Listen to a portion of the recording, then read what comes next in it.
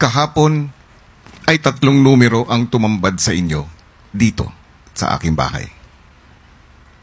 At marahil ay nagtataka kayo kung ano ang kahulugan ng mga ito.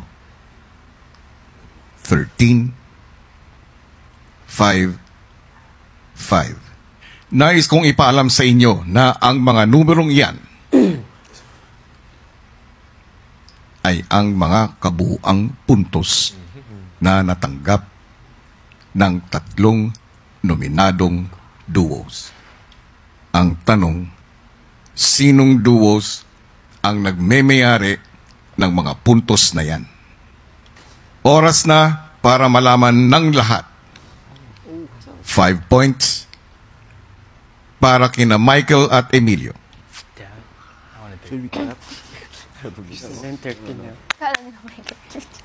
points para kina Ralph at Dustin.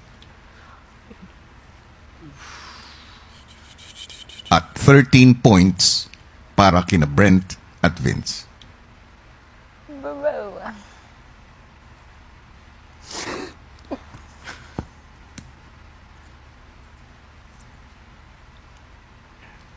At kaugnay niyan, nais ko ring ipaalam sa mga nominado na ang nilalaman ng mga boteng nasa inyong harapan ay ang mga rason ng mga housemates sa kanilang pagbibigay ng puntos sa inyo.